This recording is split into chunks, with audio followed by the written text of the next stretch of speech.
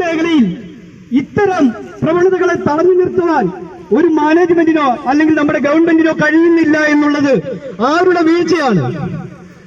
ഇത്ര ദാരുണമായി ഇത്ര മാനസിക സംഘർഷത്തിൽ ജോലി ചെയ്ത് ഇങ്ങനെ മരിച്ചു വീഴാനുള്ളതാണ് ഈ കേരളത്തിലെ ആരോഗ്യ മേഖലയിലെ തൊഴിലാളികൾ. ഇവർക്കെന്താ ന്യായമില്ലേ?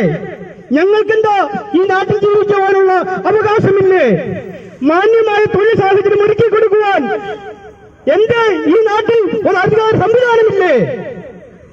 ഞങ്ങളുടെ സഹോദരിയെ മരണപ്പെട്ട ദിവസങ്ങളായി ഇതുവരെ ഒരു എഫ്ഐആർ പോലും ഒരു വ്യക്തിയെ ഉൾപ്പെടുത്തിക്കൊണ്ട് ഇടപാട് ഇവിടുത്തെ പോലീസ് സേനയ്ക്ക് കഴിച്ചിട്ടില്ല. എത്ര നിഷ്ഠൂരമാണെന്ന് ചിന്തിക്കുക. നമുക്കറിയാം, നമ്മളുടെ നേരെ അല്ലെങ്കിൽ ഒരു സംഘടനയുടെ നേരെ ഒരു കാരണവുമില്ലാതെ ആയിരക്കണക്കിന് എഫ്ഐആറിൽ ഇട്ടുകൂട്ടാൻ കഴിയുന്നവർ ഒരാളിവിടെ മരണപ്പെട്ടിട്ട് പോലും ഒരു കാര്യം ഒരു പിരിവിൽ നടക്കാൻ നിർവാഹമില്ലാതെ നിൽക്കുന്നു. ഇത് ആർക്കു വേണ്ടിയാണ്? മാനേജ്മെന്റുകൾ, മുതലാളികൾ, കാശുള്ളവർ അവർക്ക് ഈ നാട്ടിൽ എന്തും ചെയ്യാം. ഏതൊരു തൊഴിലാളിയെയും കൊന്നുകളയാം, ഭീഷണിപ്പെടുത്താം, അടിച്ചമർത്താം. ഇതിനെതിരെ ശക്തമായ പ്രതിഷേധവും പ്രക്ഷോഭവും ഈ വരുന്ന ആളുകളിൽ കേരളത്തിന്റെ മണ്ണിൽ ഉണ്ടാകുമെന്ന് ഒരിക്കൽ കൂടി അധികാരിയോ ഒരു ഉത്തരവാദിപ്പെട്ട അധികാരികളോ ആരും തിരിഞ്ഞു നോക്കുന്നില്ല. കാശും പണവുമുണ്ടെങ്കിൽ അധികാരവുമുണ്ടെങ്കിൽ ഈ നാട്ടിൽ എന്തും ചെയ്യാമെന്ന വ്യവസ്ഥിതി.